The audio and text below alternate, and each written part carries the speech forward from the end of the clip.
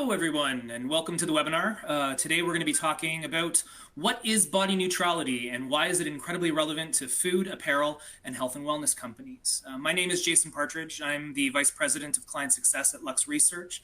I'm also a co-founder at Lux MotivBase, and I'm going to be moderating today's session. I'm really excited today. Presenting is my colleague, Cheryl Auger. Cheryl is a senior anthropologist and director of the Client Delivery and Advisory Service at Lux MotivBase. And we're really excited to be talking to you about this particular issue. I think it's going to be very enlightening and inspirational for everybody that has the pleasure to see it. Now, throughout the webinar, you can type any questions you have in the question box that you see there on your screen. Now, time permitting, we are going to try and answer all the questions, and we're going to do the very best that we can to do so. But just so everybody knows that if your question does not get answered, please don't hesitate to email questions@luxresearchinc.com. That's questions@luxresearchinc.com, and we will make sure that somebody gets back to you in response. Okay, so at this point, I'm going to hand things over to Cheryl. Thank you very much, and here we go. Thank you so much for that awesome introduction, Jason. I'm also incredibly excited to have an opportunity to talk about something that we've seen come up in our research that is also something that's personally of interest to me, and that is body neutrality. So I mentioned this is something that's been coming up in our research, and many of our clients have been asking us about the role of body positivity, changes in culture that are taking place, and what it means for their businesses.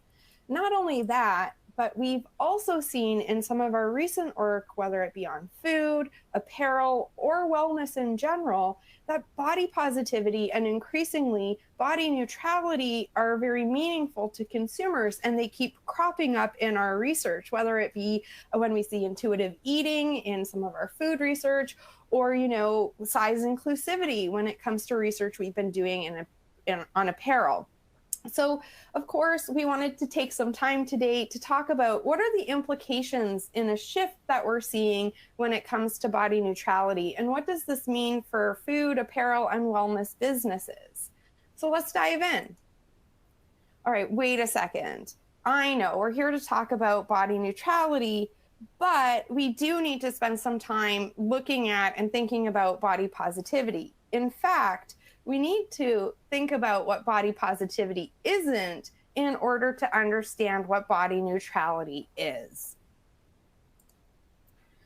So let's imagine we go to Google, we do a quick Google search, and I should mention this is a pretty complicated topic. We are just going to scratch the surface in today's talk. There's lots more that we could say about this, and if you're interested, please get in touch with us. But again, it's a complex topic. We're going to scratch the surface today. So again, when it comes to body positivity, we go to Google, we run a quick search, we get an answer that looks a lot like what I'm sharing with you now on our screen. Body positivity is all about having a positive view on our physical body, no matter what shape, size, or other appearance-related attributes we happen to have. In fact, it's about appreciating your body for what it is, even if, and perhaps especially if, it's not ideal according to society's standards or according to those dominant beauty standards.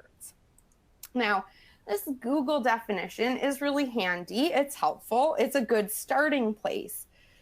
But we know that the culture of body positivity is changing, and in order to really understand these changes, we need to take an anthropological approach, right?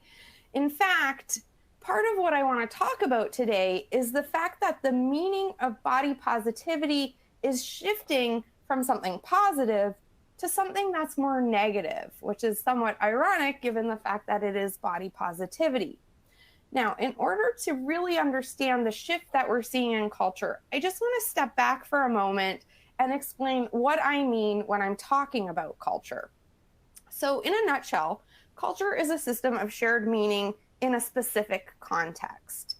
And everything has a culture, whether it's food, fashion, healthcare, you name it, it's got a culture. And that culture is shaped by the language that we use to understand it. Or in other words, the language we use shapes what something means. And the more consensus there is around that meaning, the more mainstream that culture is. And every culture and their meanings change over time, right? And those shifts over time are important for us in terms of understanding the implication for our business. So let's get back to it. Body positivity versus body neutrality. So what I'm sharing with you now is a nice screenshot from the Lux MotivBase Trends platform. And we can see right off the top that body positivity is about, the unrealistic expectations, particularly those placed on women. It's also about the objectification of women. It's about, sizing and the historical approach to women's sizes in particular. And again, this is all expected. This is kind of jiving with what I shared in terms of that first definition. But again, I want to note there's a tension in this culture. And in order to identify that tension, we need to dig deeper. So here I've got the start of a system of meaning around body positivity. And what I'm sharing with you is the most dominant associations that consumers make with body positivity.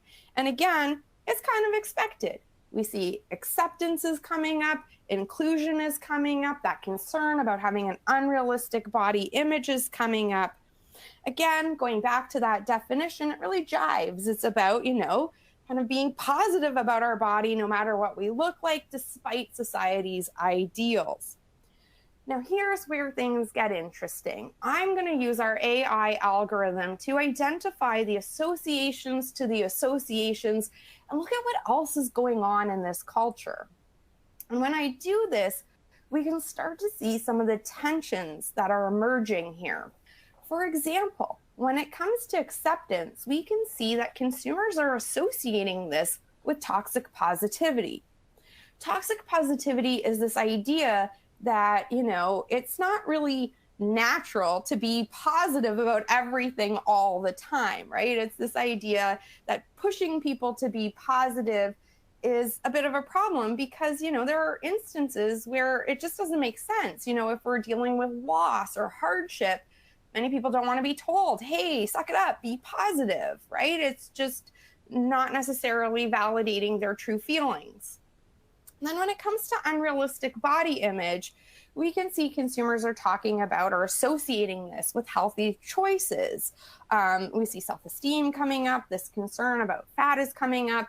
And I mean, this is, again, very complex and there's various approaches here, but nonetheless, one of the tensions that's emerging here is around whether or not people can make healthy choices. And I'll give you an example. So for those of you who are familiar with Lizzo, who's kind of a body positivity icon, I don't know, about a year and a half ago, she posted on her socials about doing a juice cleanse as a way to feel good internally.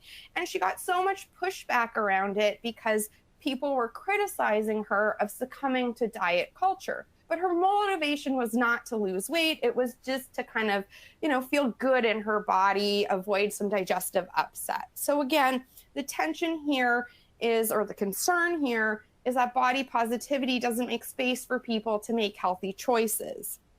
And then finally, if we look at inclusion, we can see that this is associated with the LGBT plus community, but consumers are, associating this with bullying and hatred and taking a bit of a negative approach.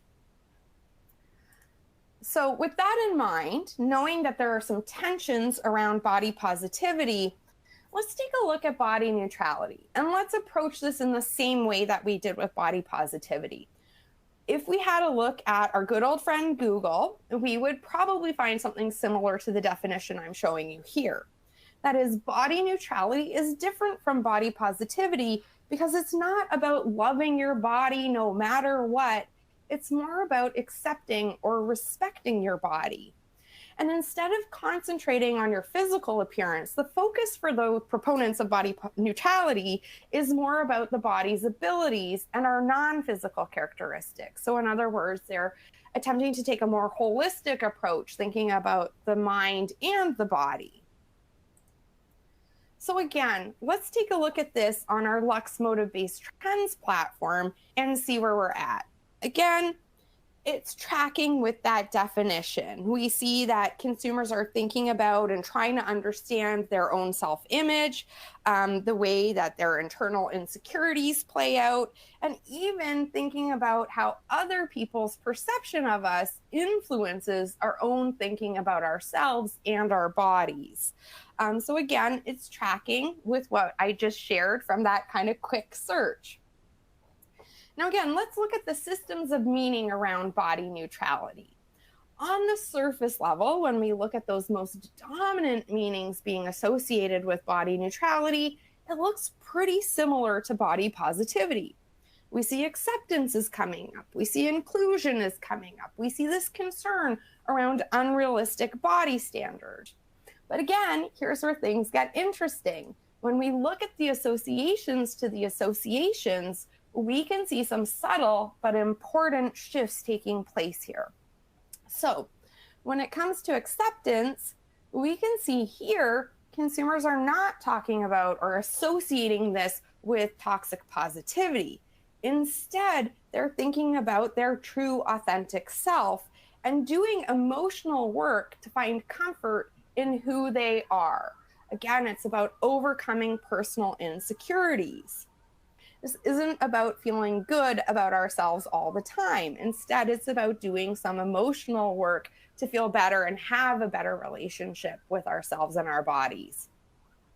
When it comes to unrealistic body image, we can see again, health is coming up here, but consumers are making space to do what's best for their bodies. And we see consumers associating this with intuitive eating, figuring out again, some of their weight loss goals. And I know, again, this is a little bit controversial. There are different approaches to weight loss. But here we see consumers noting that we can be healthy without necessarily falling prey to diet culture. And then finally, we also see that connection to the LGBTQ plus community. But here it looks a little different. We see consumers engaged in some positive associations, looking for ways to make positive change. Furthermore, we also see the inclusion of trans people along with men and a recognition that no matter our gender, we can be dealing with insecurities and there are pressures on us to look a certain way. So we can see that this culture is shifting. And again, some of these shifts represent solutions to what we were seeing or tensions in that body positivity space. But I'd like to probe this a little further. Going back to Google, if we ran a search in Google Analytics, we would likely see that body positivity has more mentions. However, we're a big proponent of not only looking at the number of mentions something has, but exploring the meanings associated with those mentions. And what we see here when we look at our Lux MotivBase platform, that though body positivity may be mentioned more, the meanings associated with body neutrality are relevant to more people. In fact, they're relevant to 63 million Americans, and this is anticipated to grow by 18% over the next 24 months. Whereas when we look at the meanings associated with body positivity, these are relevant to 42 million Americans, and the culture is volatile. It's not exhibiting growth at this point in time. Furthermore, we like to understand why consumers are doing things or why they're engaged in a culture, why these things matter. In other words, we want to get to the why, behind the what. And to do that, it's helpful to look at consumers' dominant motivations. This is also useful as we think about innovation and how we communicate with consumers. And we can see that the dominant motivation associated with body positivity is this desire to challenge traditional and sexist beauty norms. There's a political bend in there. These are consumers who are trying to make some change. Whereas when it comes to body neutrality, I won't suggest it's not political, but the dominant motivation is to prove that they're living a well-balanced life. And this is really important. This is important as we think about the implications of body neutrality for our businesses. And furthermore, It's also important to note that these consumers are looking to keep up with changing expectations. So, again, this is helpful to get into the consumer mindset and understand why some of the shifts we're seeing are taking place. All right. Now that we have a decent understanding of some of the shifts taking place in culture as body neutrality becomes increasingly relevant to consumers, let's talk about the implications. Let's talk about what this means for food, apparel, health, and wellness companies. So I'm going to do this. I'm going to focus on those three key overarching associations we saw. First and foremost, body neutrality and acceptance. What do we need to consider? Well, first of all, is your brand or product promoting toxic positivity? Again, let's not tell people to be confident in their body and their body shape. The reality is, it's really hard to be confident in our bodies. This is something that most people just don't achieve, which then makes them feel bad because they're not being positive about their bodies. So instead, what we want to do here is celebrate those who are on a journey of self-discovery. Second, is your brand or product telling people how to feel? Again, optimism is okay, but this pressure to never feel or think negative thoughts is becoming seen as inauthentic. It's not true to our human experience. So instead, help people envision your role in making positive changes in their lives. So what does this mean for food? Well, we see a growing interest in mindful as well as intuitive eating. Consumers want to develop a healthy relationship with food as the first step or part of their journey towards a healthy relationship with their bodies. What this means is we will increasingly see skepticism of messaging that uses guilt or shame around food. When it comes to apparel, we know that consumers are looking for clothes and accessories that will help them express their authentic self, regardless of their gender identity or sexual orientation. And we see this starting to come to fruition in gender neutral clothing, both for kids as well as for adults. We also see this as consumers explore clothing that was maybe intended for men or women. Furthermore, consumers are looking for clothes and apparel that help them feel good in their bodies as they are. They're looking for comfortable materials, comfortable fits. When it comes to health and wellness, help consumers explore and better understand what their bodies are capable, what they can do, instead of focusing on what they can't do or what they should be able to do. Increasingly, consumers are interested in destigmatizing mental and sexual health as part of our neutral approach to our bodies. Furthermore, there's opportunity to reinforce healthy habits with encouragement.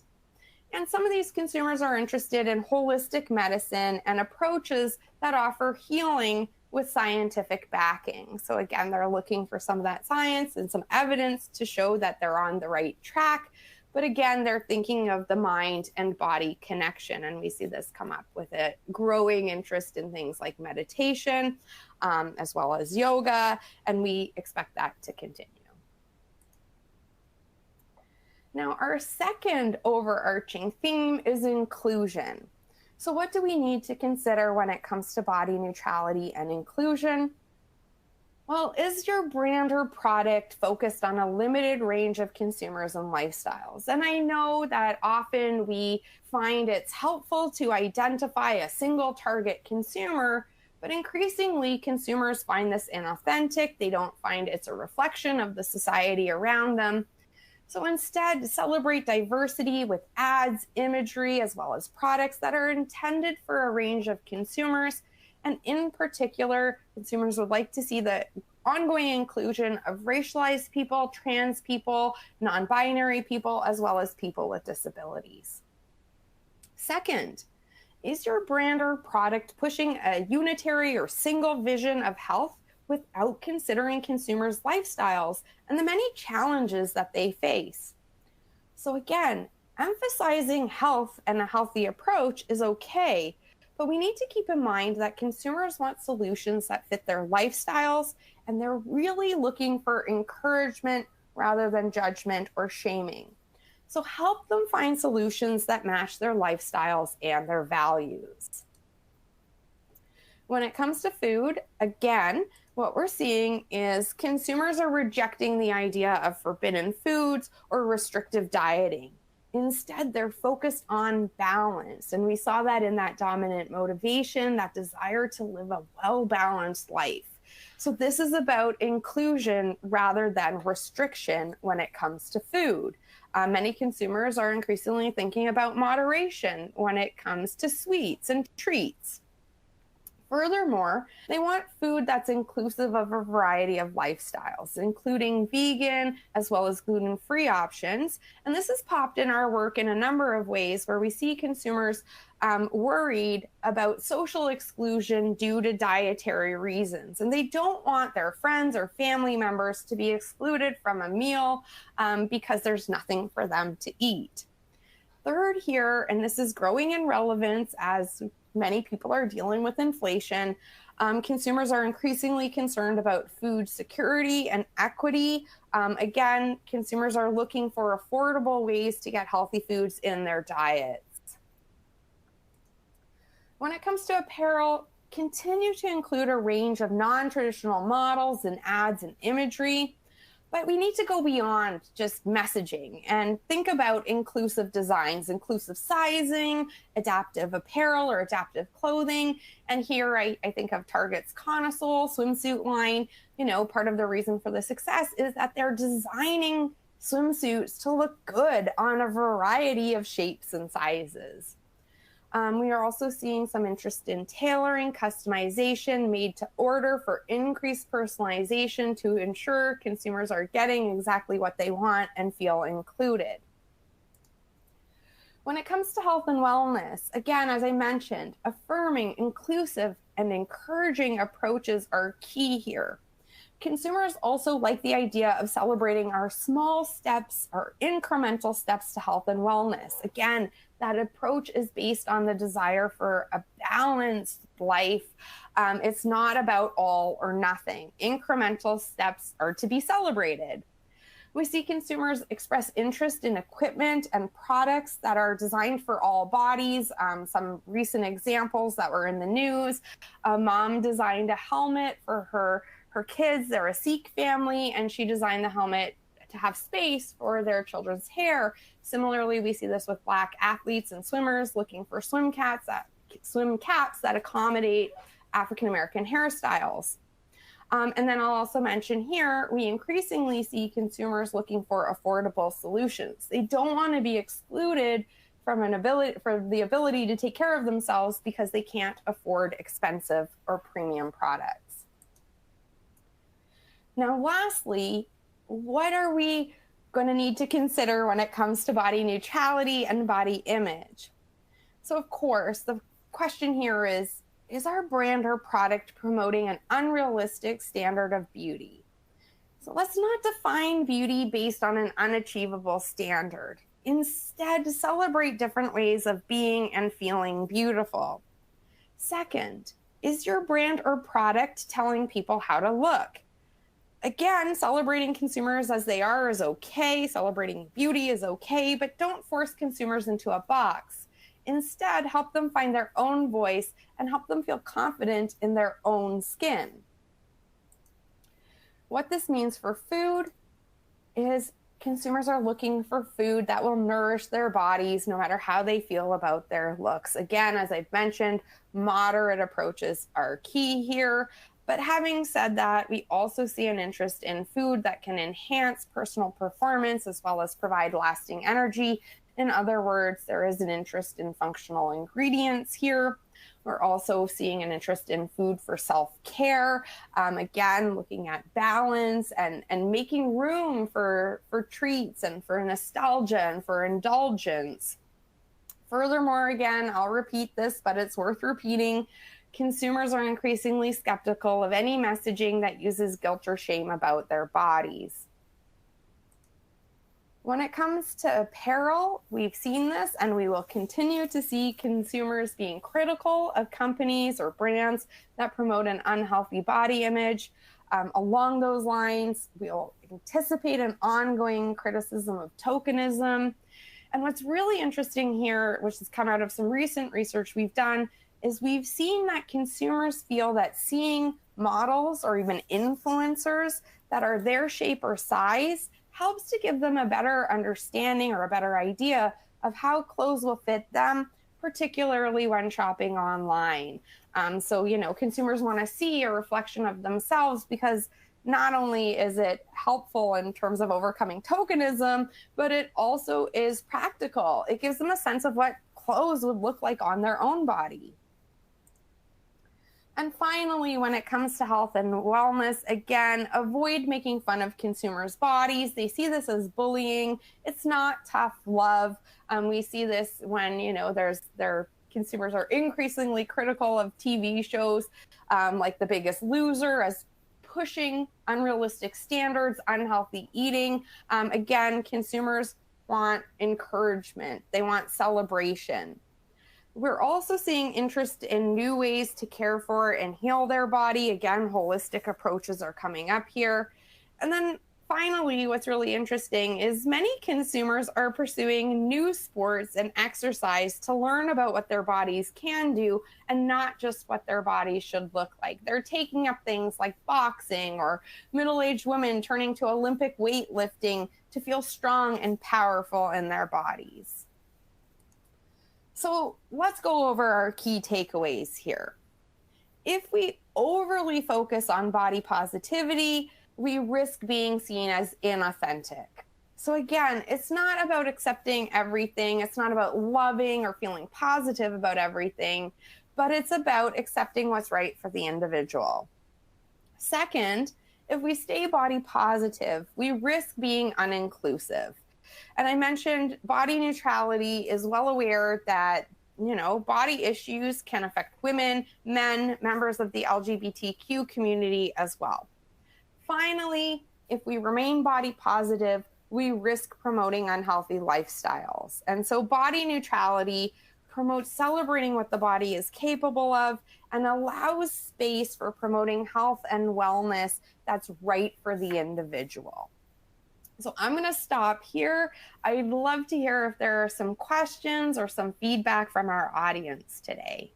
Oh, great, Cheryl. Thank you so much. That was so amazing. As Cheryl mentioned, we are going to be taking questions. I know some people have already posted some in the chat. I just want to basically say there's quite a few, which is really good. If we do not get to all the questions on this call, I just want to promise that somebody at Lux will reach out after the webinar if you've posted something and we didn't get there. And again, that email, in case that something pops in your mind after the presentation, you're like, oh, I wish I would have asked blank. It's again, questions@luxresearch.com. But Cheryl, let me jump in because there is some kind of some questions that have presented themselves. The first was in the context of, you talked a little bit about culture changing over time. The request is if you could just talk a little bit more about what you meant by that. And again, is this something that you help clients with in regards to kind of measuring and kind of looking at shifts as they occur, and then basically kind of seeing if culture is changing over time is basically the question. Yeah, that's a really good question. I did. I mean, part of what we're seeing here is one of these shifts that has taken place over time, right? We're seeing a shift from body positivity to an interest in body neutrality. And I know for the past couple of years, we've seen body positivity pop, and more recently, we've started to see body neutrality start to come up for consumers. And one of the things that we love to do at Lux MotivBase is consider how change over time is taking place and what this means for our clients. And it is something that we regularly work with our clients to do. We have a number of capabilities that allow us to monitor what's happening in culture over time. We've done this with clients when it comes to weight management. We've charted the rise of keto, then the rise of intermittent fasting. So this is absolutely something that we can do, that we're interested in doing, and we love to do, because again, it has implications for our clients. Now, having said that, culture typically doesn't change at a really quick pace. It's slower. It does take some time to see shifts and changes in culture typically, although every once in a while, you have an external event that does change things up, but typically it changes slowly. And that's also why we want to focus on consumers' core motivations and their core beliefs, because these core beliefs can often last over time. Although here, we've also noted in our presentation today that we've seen some shifts in consumers' core beliefs as we've tracked and monitored what's taking place in the body positivity space, and then seeing the rise of body neutrality. That's fantastic, Cheryl. Thank you so much. I think it's also interesting, that we also see that there's correlation between different cultures and how they can basically interact with each other. Another thing that I know Cheryl and the team have tracked previously was in and around emerging beliefs around moderation when it came to alcohol, and how that transcends down and trickles down into a rise in interest around low ABV kind of drinking solutions, for example. But at the end of the day, while that kind of can be something that can be examined as a culture in and of itself, now again, when you start to think about the role of body image, there's intersection points that could be really, really interesting from a cultural standpoint, so that different cultures can inform how we think about different things that can impact our business. So really, really, really, really interesting. One of the things that somebody posted was they said thank you, they said excellent, and then they said body positivity is and body neutrality is a very high level construct, idea, or topic. Can you give us an example, or can you do this type of thinking around more tactical or tangible problems and topics? Yeah, absolutely. I mean, one of the really cool things about the work that we do is we work at multiple levels. And in fact, we could take an iterative approach, right? We can start very high level with a concept or an idea like body neutrality. And then we can, drill down a little bit. We can look at body neutrality without even looking at a category. And then we can add that category lens. So for example, body neutrality in food. Then we could go even further in, and we know that mindful eating, intuitive eating are coming up here. So we could look at mindful eating and intuitive eating. So we can absolutely start really high level and zoom in, but we don't have to do that. We can also start with a tactical question. We get asked all the time, to look at the meanings associated with things like sugar, look at the meanings associated with things like sweeteners. And even there, we can sometimes see the influence of these macro or high level trends on consumers as well. So absolutely, we love to start narrow, work broad, start broad, work narrow, or even if you just have a tactical question, it is absolutely something we can look at. I mean, one of the things we love to say is if consumers are talking about it, we can usually find a way to examine it. Awesome. That's so great. You just actually touched on something, so I'm going to skip to a question because you made reference to it, and it was a really nice segue. The question came around the sizing around relevance and growth. Can you just talk a little bit about what we meant by measuring relevance? Yeah, I mean, so what we do at MotivBase, again, we look at a culture, and we have technology that allows us to look at how big it is, how many people it's relevant to. And again, going back to that shift over time, we can also use our tool to help us track those shifts over time by looking at how much growth we anticipate. And so going back to my example today, on that slide I showed about body positivity, was relevant to, I think it was just over 40 million consumers, compared to body neutrality, over 60 million consumers. And so what we're doing there is we're taking this big snapshot of culture and looking at, how well understood is it today? And do we anticipate that more and more consumers will understand it in the future? So we're looking at how vast the culture is. What are the topics that are coming into the culture? Are they relevant to more people? If they are, we expect to see some growth. Are those topics themselves meaty or weighty ideas in culture? Again, if they are, we expect to see some growth. And then we're looking at the diversity of topics. And if there's more diversity, we expect less growth. But if we're seeing more and more consensus, we expect to see more growth in that culture. So if you're thinking about, well, where did that slide come from where I was suggesting that we anticipate seeing increased growth when it comes to body neutrality? That's how we use our tools. We have the technology that helps us to look at and size culture and, again, predict where that culture is headed. Perfect. That's awesome, Cheryl. I think that that's great. And obviously, if anybody has any additional questions in regards to how we basically calculate our predictions or how we basically calculate the size of a culture, please don't hesitate to reach out. We're happy to kind of take that into more detail. But I do want to get to a couple of these questions here. I'm going to totally put you on the spot, Cheryl, because I'm not going to guess where this person works, but I can guess where this person works. Thank you so much for speaking about food and apparel and health and wellness. Do you have any insight on how this might impact or play out in the beauty landscape? Yeah, that's such a good question. And actually, one of my favorites is looking at the beauty landscape. We are absolutely seeing this. Again, gender expression is coming up here. Consumers are looking for tools, they're looking for products to express their true self, regardless of their gender. We've seen some interest in makeup for men, for example. Furthermore, I think this idea about living a well-balanced life is very relevant in the beauty space. We see consumers increasingly looking for beauty products that also help their health, thinking about their skin health. We also see consumers, not surprisingly, are somewhat critical of messaging, imagery that promotes one unified version of what beauty is without recognizing diversity. So absolutely, this is a trend that I think will impact across a wide variety of categories and products that we haven't had a chance to talk about today. So similarly, if anyone else is working in a different space and has a question about how body neutrality might be impacting on their category, let us know. That's absolutely something we'd love to hear about.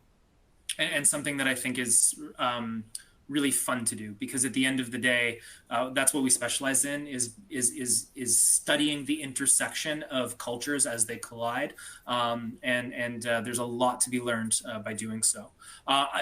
Again, I apologize that I'm not getting to everything. I am seeing the light go off saying that we need to get off the stage, but I do want to get to one more question because it's such a good one. It seems like there is it seems like there is a put your money where your mouth is kind of approach to some of the solutions that you brought to the table that is required to show you care about this culture.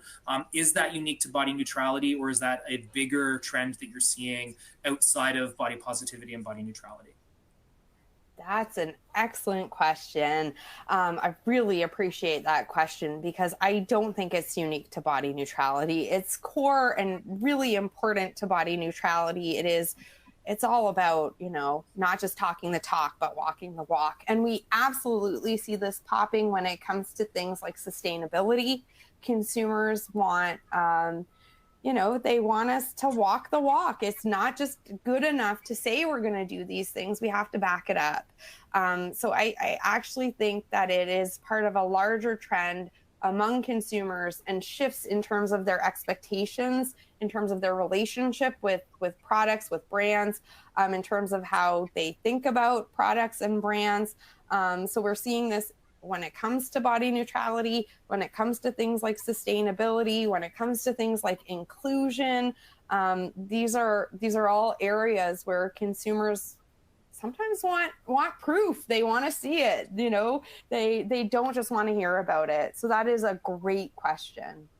Really, really, really great. I think we're dealing with a situation now where there is so much more information, so much more access to information, and the most educated consumers that we've had in the history of marketing, innovation, and insight. And the expectation and that bar keeps getting raised higher and higher and higher. And standing out is difficult enough, but a lack of authenticity can, really be problematic, especially when you're talking about an issue like body neutrality. Cheryl, amazing to have you walk everyone through this today. I just wanted to take a moment to say thank you so much for taking the time to share this with everyone. For everyone that joined us today, this concludes our webinar. Just to let you know, the slide presentation and the recording from the webinar will be sent to all the attendees via email later on today. And after you leave the webinar, you're going to get prompted to complete a little survey on today's presentation. We'd really appreciate if you could share your feedback. It really helps us to continue to kind of hone these webinars, to take your feedback into consideration and make things better for the next one and the next one and the next one. So, lastly, if you could just take a moment to check out our upcoming webinars. You'll see them posted up on your screen. And we really appreciate everybody joining us today. So with that, I'll take one more opportunity to say thank you to Cheryl. Thank you to everybody for joining, and we will see you soon.